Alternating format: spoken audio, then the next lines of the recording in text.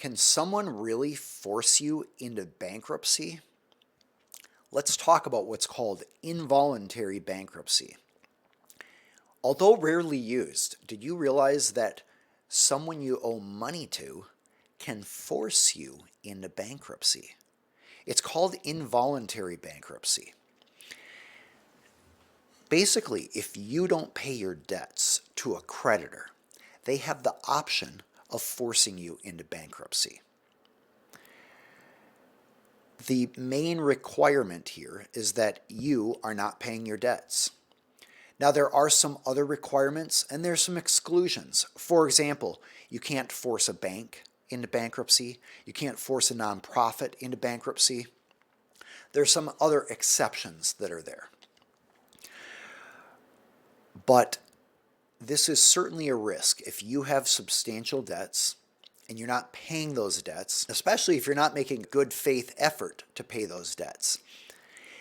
If a creditor wants, the creditor can spend money to force you into bankruptcy. Creditor is just a simple term for the person you owe money to. So how that works is the creditor files in the bankruptcy court and asks the bankruptcy court to initiate an involuntary bankruptcy against you or your business. Conversely, let's imagine somebody owes you or your business money. You have the option of asking the bankruptcy court to commence an involuntary bankruptcy against the person who owes you money, the debtor. Now, there are some reasons you may not want to do this. First off, it's expensive. There are legal fees involved. Second, it takes time. Third, the bankruptcy court will take a look at all the other creditors that person owes money to, and usually it's divided up with a percentage to each creditor.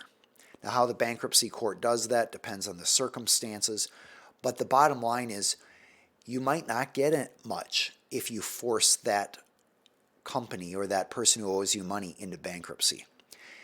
You may be better off getting a settlement where they pay you a certain amount of money as a lump sum, or you can work out some other arrangement. But if they're just ignoring you, you can either sue them or you can look at an involuntary bankruptcy, which essentially still requires you to prove in the bankruptcy court that they owe you money. So typically you're going to work with a sophisticated bankruptcy attorney in order to do this. This is not your classic bankruptcy attorney who helps people file for bankruptcy. Typically, it's an attorney who represents creditors in bankruptcies. These attorneys aren't cheap. They typically have higher rates than most attorneys. They're often in larger law firms. So if you are looking to force a person to pay you money, I recommend either working with an attorney who represents creditors in collections, or looking for a creditor's bankruptcy attorney. And most of the small bankruptcy firms, they represent lawyers who help people file bankruptcy. What you're looking for is a law firm that will represent the creditor against an individual who owes the money. All right.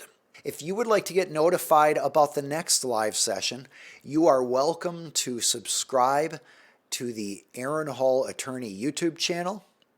You are welcome to subscribe to our little reminder email system at aaronhall.com/free. You can also sign up and follow us on other social media sites. I'm Aaron Hall, an attorney for business owners and entrepreneurial companies. It was a pleasure talking with you today and answering your questions from an educational perspective.